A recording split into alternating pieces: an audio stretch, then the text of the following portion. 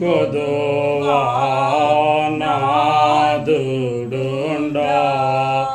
ఎంత శోధన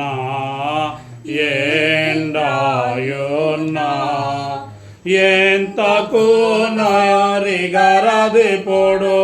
శాంత జలములు నా చింత నీయుండు ఎంతకు నరిగరదిపోడు శాంత జలములు నా చింత నీయుండు గనుక నాకేమి కొదువా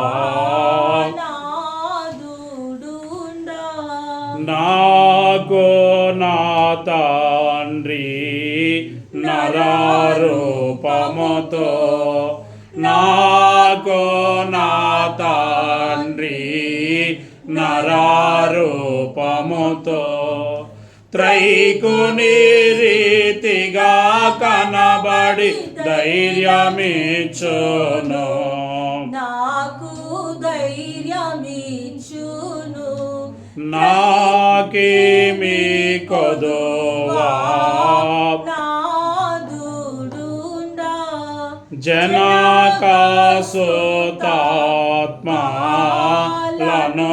దేవుడు జనకాసుతాత్మలను దేవుడు ఘనముగా యుగ యుగములన్నిట వినుతులందును నేనాయన గొర్రెనే ఘనముగా యుగ యుగములన్నిట వినుతులందును నేనాయన గొర్రెనే నాకేమి కొదువా నాదుడుండా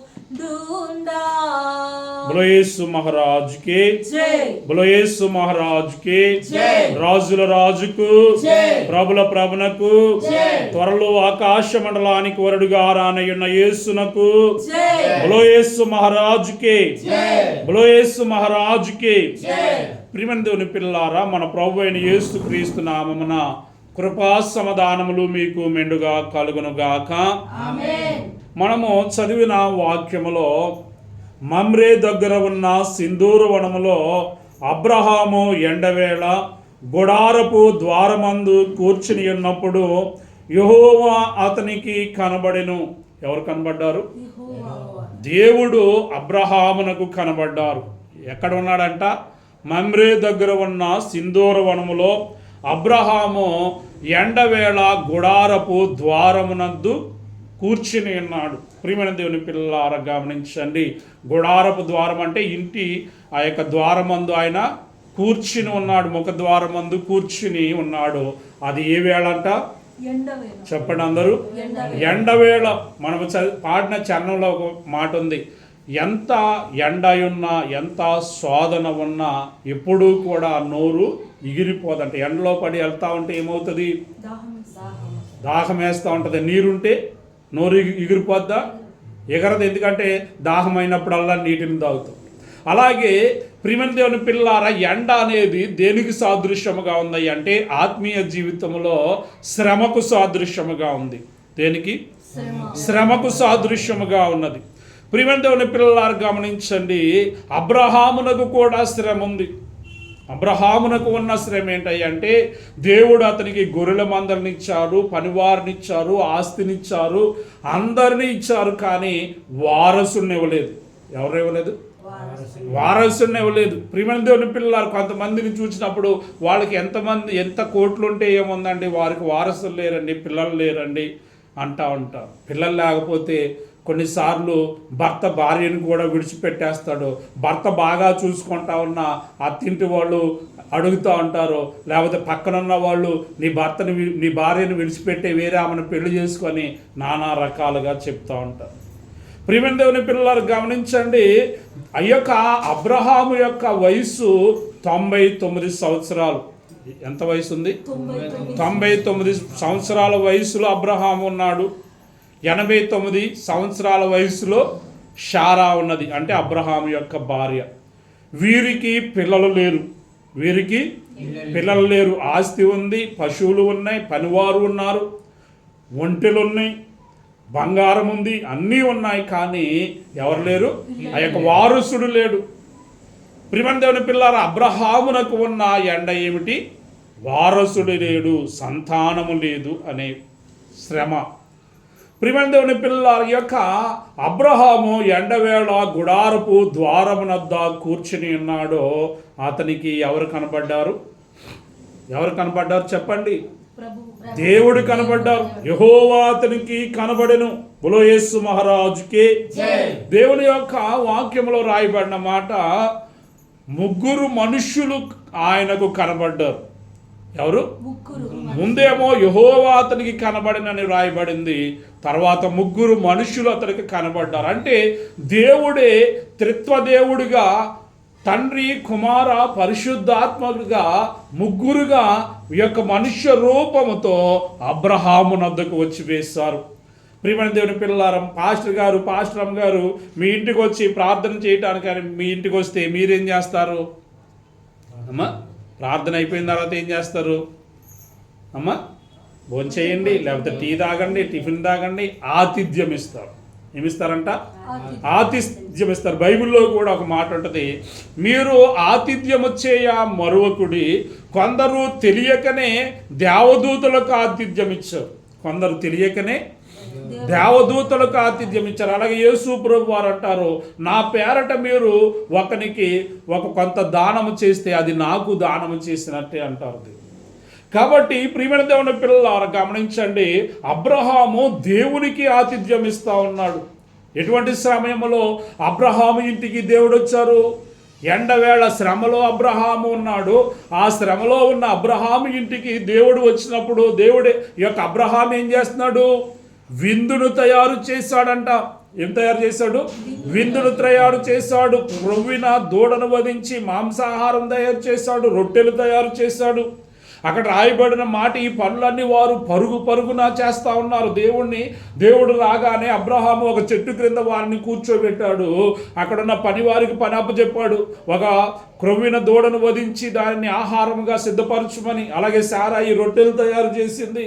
దేవుని కొరకు వారు విందు తయారు చేస్తారు. అలాగే దైవ సేవకులమైన మేము ఎప్పుడైనా మీ ఇంటికి వచ్చినప్పుడు మీరు మీకున్న దాంట్లో శ్రేష్టమైన ఆహారం వడ్డించాలని మీరు ఆలోచన చేస్తూ ఉంటారు.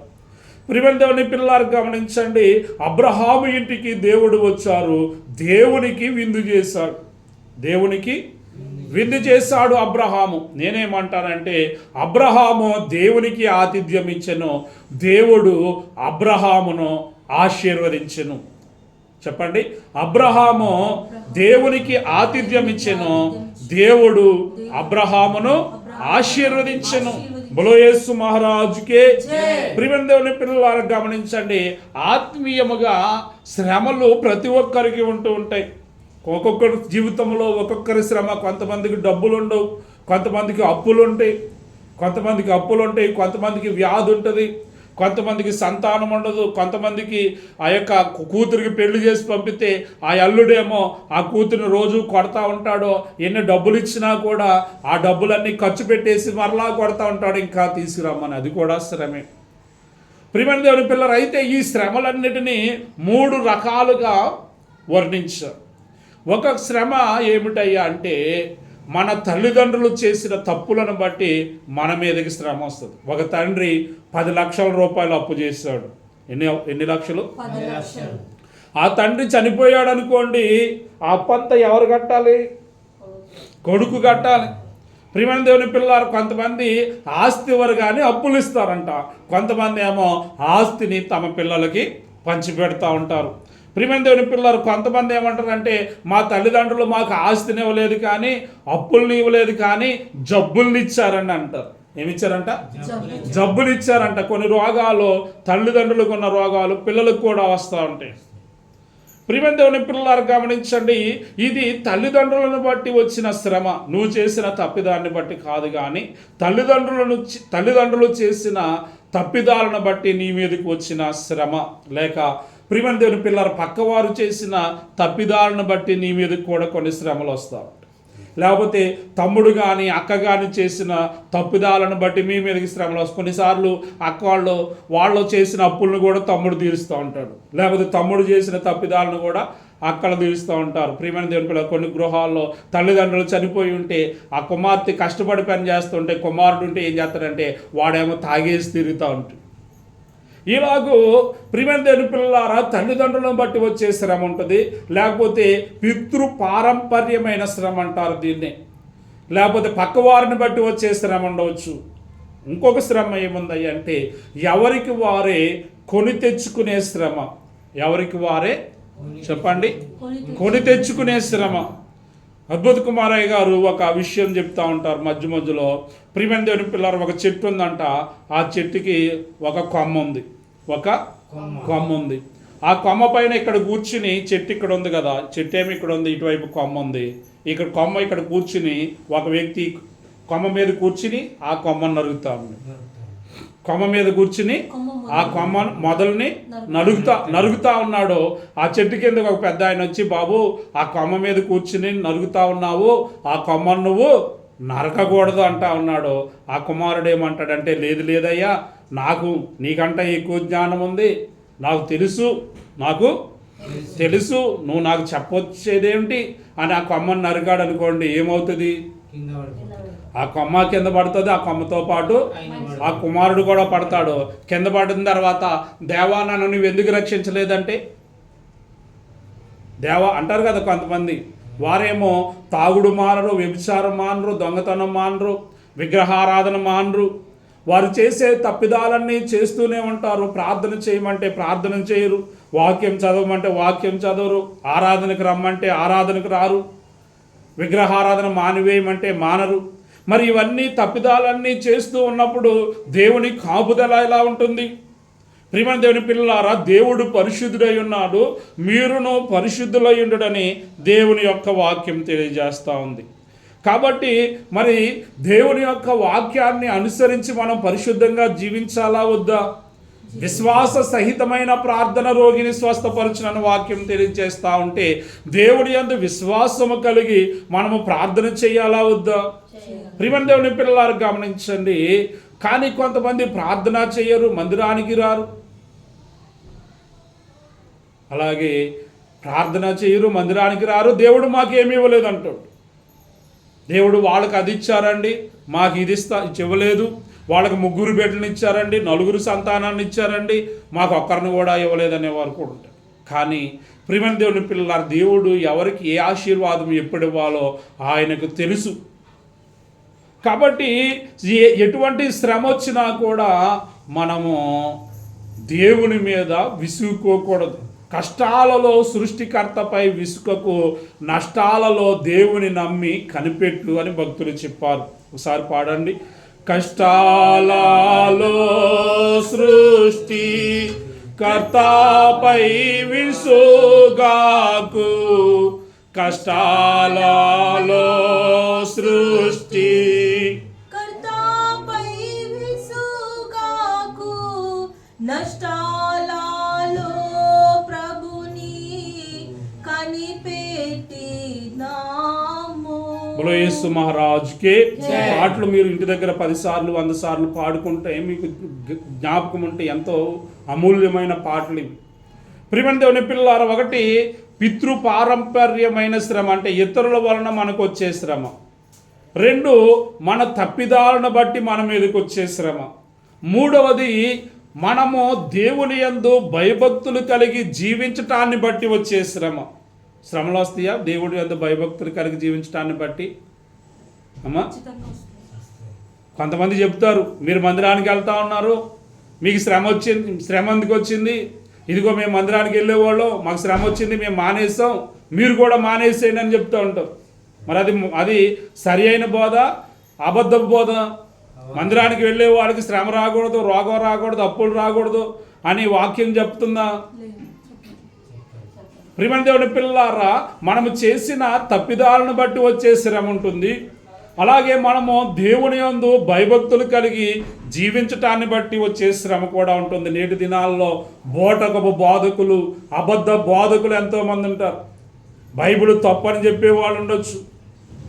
అద్భుత కుమారయ్య గారు సేవ కూడా తప్పని చెప్పి ఉండవచ్చు. కొంతమంది అంతసేపు ఎందుకు మోకరించాలి, గంటసేపు ఎందుకు మోకరించాలి అంటూ ఉంటారు. ఎంతసేపు మోకరించాలంట? మరి అసలు మోకరించే ప్రార్థన చేయాల్సిన అవసరం లేదంటారు. మరి యేసు ప్రభు వారు మోకరించి ప్రార్థన చేస్తూ ఉంటే ఆయన శరీరంలో నుండి రక్తం చెమట రూపంలో వచ్చిందంట. యేసు ప్రభు వారే మోకరించినప్పుడు మనం మోకరిస్తే తప్ప యేసు ప్రభు వారిని గౌరవించాలా వద్దా? ప్రియమైన దేవుని పిల్లారు, ఎవరైతే బైబిల్ బోధ తప్ప అంటున్నారో, వాక్యాన్ని బోధించే బోధకును తప్ప అంటున్నారో వారు అబద్ధ బోధకులు. కొంతమంది గుత్తి సేవ కూడా తప్పండి. అద్భుత కుమారయ్య గారు తప్పండి. ముంబైలో సేవ చేస్తున్న కృపావరం గారు కూడా చేసేది తప్పండి. అందుకే మేము మానేసామండి, మీరు కూడా మానేయండి అని అబద్ధపు బోధలు చేసేవాళ్ళు. కొంతమంది గద్దింపుకు లోబడరు. ప్రియమైన దేవుని పిల్లారు, కాబట్టి మనము వినే బోధ చాలా జాగ్రత్తగా మనం పట్టుకోవాలి. ఏది పడితే అది మనం వినేసేసి దేవుడిని మనం అపార్థం చేసుకుని దేవుడికి దూరం అవ్వకూడదు. ప్రియమైన దేవుని పిల్లలు, మనము చదివిన యోహాను సువార్త 9వ అధ్యాయము మొదటి 3 వచనాల్లో ఒక మాట ఉంది. యేసు ప్రభు వారు మార్గం గుండా వెళ్తా ఉన్నారు.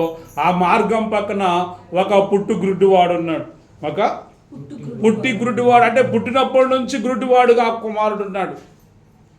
ప్రియమైన దేవుని పిల్లలారు గమనించండి, అతని యేసు ప్రభు వారి దగ్గర ఉన్న శిష్యులు అడుగుతా ఉన్నారు, అతని గుడ్డివాడుగా పుట్టడానికి అతడు తప్పిదము చేశాడా, అతని తల్లిదండ్రులు తప్పిదము చేస్తారా అని. మనం ముందుగా చెప్పుకున్నాం, ఒకటి తల్లిదండ్రులు చేసిన తప్పిదాలు పిల్లలకు శ్రమగా ఉంటాయి. 2 పిల్లలు చేసిన తప్పిదాలు పిల్లలకు శ్రమగా ఉంటాయి. 2 రకాల తప్పిదాలు. ఈ శిష్యులు అదే అడుగుతున్నారు, యేసు ప్రభువా అతడు గుడ్డివాడిగా పుట్టడానికి అతడు తప్పు చేశాడా, అతని తల్లిదండ్రులు తప్పు చేస్తారా అంటే యేసు ప్రభు వారు చెప్పిన మాట చదవండి, చెప్పండి. దేవుని క్రియలు అతని యందు ప్రత్యక్ష పరచబడుటకు చెప్పండి. బోలో యేసు మహారాజుకే. అందరూ ఒకసారి చప్పట్లు కొట్టి దేవుని స్తుతించండి. బోలో యేసు మహారాజుకే, రాజుల రాజుకు.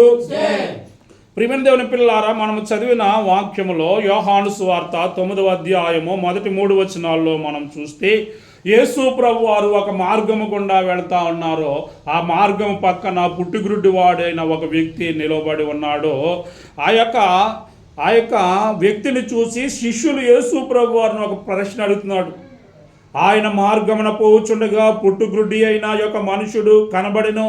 ఆయన శిష్యులు, బోధకుడా, వీడు గ్రుడ్డివాడై పుట్టుటకు ఎవడు పాపము చేసెను, వీని కన్న తల్లిదండ్రుల అన్నప్పుడు యేసు ప్రభు వారు ఏమంటున్నారు, వీడైనను వీని కన్న తల్లిదండ్రులైనను తప్పిదము చేయలేదు, కానీ చెప్పండి దేవుని క్రియలు వీని యందు ప్రత్యక్ష పరచబడుటకి వీడు గ్రుడ్డివాడుగా పుట్టెను. బోలో యేసు మహారాజుకే, బోలో యేసు మహారాజుకే. ప్రియమైన దేవుని పిల్లారా, దేవుని యొక్క మహిమ కార్యము ఆ వ్యక్తి జీవితంలో జరిగించబడటానికి ఆ వ్యక్తి పుట్టి గుడ్డివాడుగా జన్మించాడు. అంటే దాదాపు ఒక 20 సంవత్సరాలు ఉందనుకున్నాం. 20 సంవత్సరాలు అతడు గుడ్డివాడుగా ఉంటే అతని తల్లిదండ్రులకి అతనికి బాధ కాదా? కానీ దేవుని యొక్క మహిమ కార్యము ఆ కుమారుని యొక్క జీవితంలో జరగాలని ఆ కుమారుడు పుట్టి గుడ్డివాడుగా జన్మించాడు. ప్రియమైన దేవుని పిల్లలారా గమనించండి, శ్రమలు రావు అని బైబిల్ చెప్పదు. ఎవరైతే శ్రమలు మీకు వస్తూ ఉన్నాయి కాబట్టి మీరు మందిరానికి మానేయండి, శ్రమలు మీకు వస్తున్నాయి కాబట్టి ప్రార్థనకు మానేయండి, శ్రమలు మీకు వస్తున్నాయి కాబట్టి బైబిల్ చదవటం మానేయండి అంటారో అది అబద్ధపు బోధ.